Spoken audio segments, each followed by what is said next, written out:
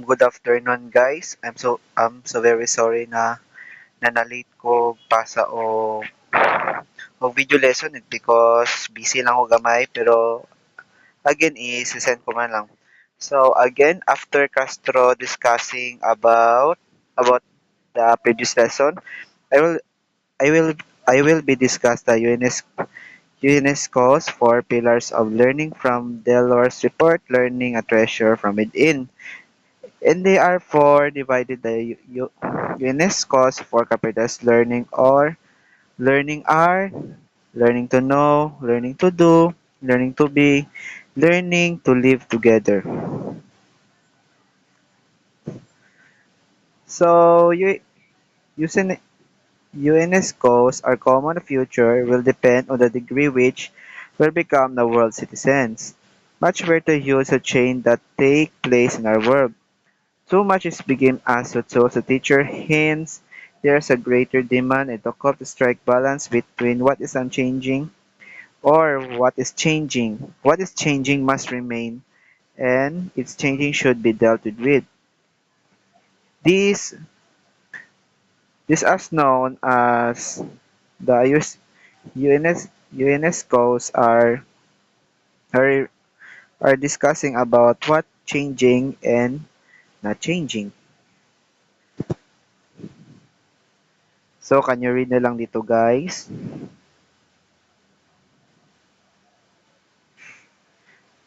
Learning to know. Learning to know this implies the first foreknowledge and acquisition of such knowledge. More so, it is learning how to learn throughout one's life. After completing formal education, there should be great desire to gain more understanding of the world and other people. And, and who are is literate, um, being literate is always related to being knowledgeable. So, kumbaga, the learning to know is meta-learning, learning to learn the new skills, adapt new environments quickly. Yan. Ito yung mga history. How is literacy defined?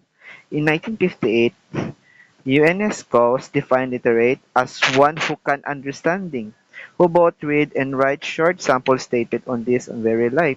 In 1957, ito yung with understanding, who both read and write shorts for the simple statement sa pang-araw-araw.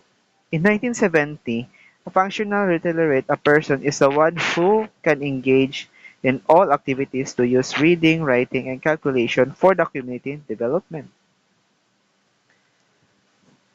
Then, in 2000, literacy was defined as the ability to read and write and understanding the simple statement.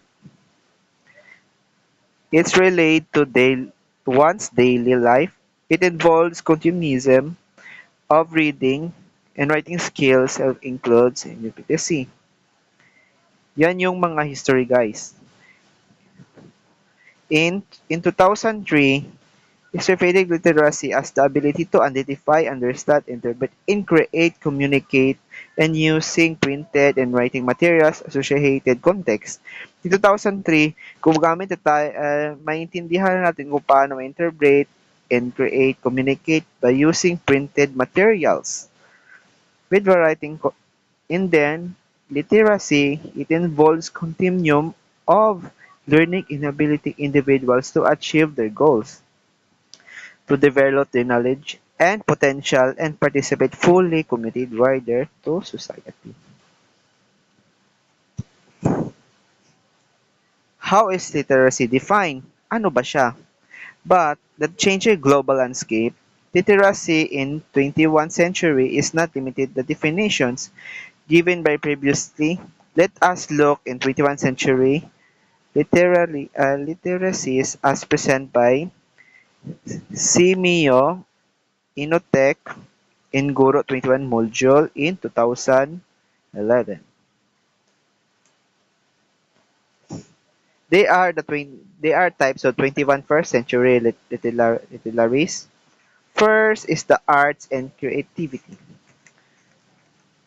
Creativity and innovation 21st century skills thus involving problems and creating artworks are part of this literacy.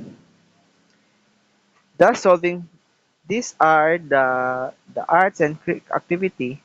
Solving these problems and creativity artworks is the are part of our literacy. Next is ecoliteracy. Ecoliteracy is acquisition of knowledge about climate change, pollution, natural habitats, and biodiversity. Its solutions and how these environmental problems could be presented must be practices.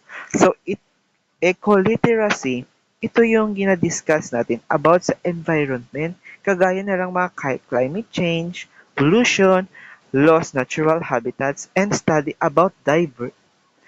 the study about biodiversity. The word eco is ecosystem, environment, and etc. It's to find a solution kung paano baguhin ang ating economy. Next is cyber literary, digital literary, information, and IT knowledgeable. It's being used a changing in use of technology for teaching learning. Teachers are learning need to develop and enhance the use of digital gadgets, whether online or offline. In this cyber literacy, ito yung mostly na ginagamit natin in 21st century. Mostly sa paggamit ng mga technology, kagaya na lang magawa tayo ng PPT, gagawa tayo ng PowerPoint, gagawa tayo ng mga video lessons, kagaya nito, gawa ng research, mga arts and crafts sa internet, ganun. Next is financial literacy. Financial literacy is the basic knowledgeable about basis of economics and financial management. This is necessary for every learner and teacher to be able to handle income, expenses, and investment to economy secure. These are the ability to understand and effectively use various financial skills, including personal financial management, budgeting, and investing. So, media literacy, this is our second to the last. Teachers and learners must learn how to discern about any information which are transmit a video various form of media. Ito yung mga media nating ginagamit ngayon for today. Ay, kagaya ng sinabi ko kagina, may cyber literacy and meron din media literacy. Media is literacy. Ito nga, sa mga online natin siya makikita. Transmit sa video, virus, form, and media. So last, social emotional literacy. It is knowledgeable about social dimension and social skills that are approachable in a context of society emotional intelligence. Must be also developing to be able to effectively manage in the stress due to changing environments in our 21st century. 21st century society. Ay, napadyo So, globalization and multicultural literacy. If you respect multicultural diversity, aware of the global trends, and knowledgeable in difference and similarities, respect others' dignity, then you are multicultural literate. So, guys, let's proceed sa learning to do. Hmm, learning to do. How can knowledge and the methods incorporate and chance towards development of skills? Then to apply knowledge, one most 21st century skills qualification now is quantitative to skills and not knowledge alone. Can the knowledge gained to translate the application in learning by doing the pragmatist view of profile?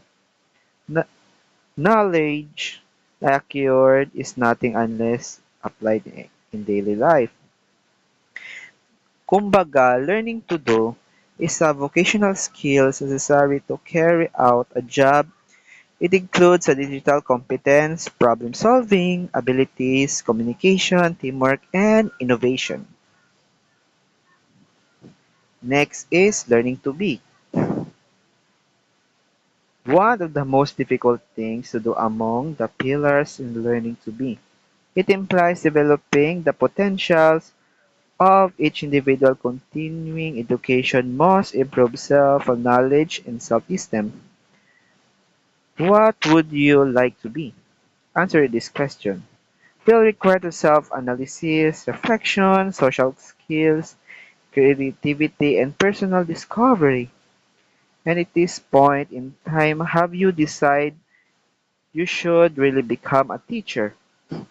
Kumbaga, learning to be is develop the human potential to this full is the social emotional skills, self-awareness, self-management, social awareness, relationship skills, and responsible discussion making.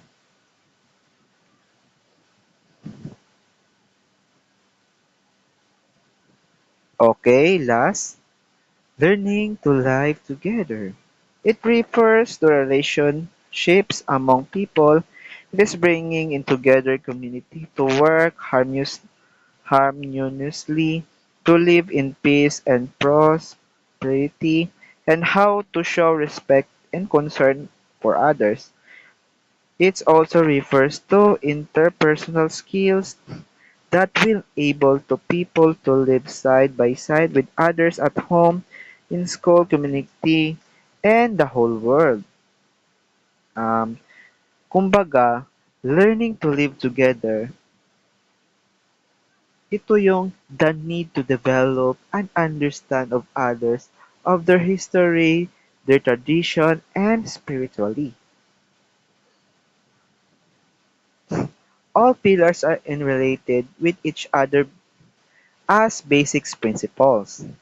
One pillar will not function if it stands alone. There is a need connect and other address and 21st century demands teaching and learning. I hope guys may natutunan kayo.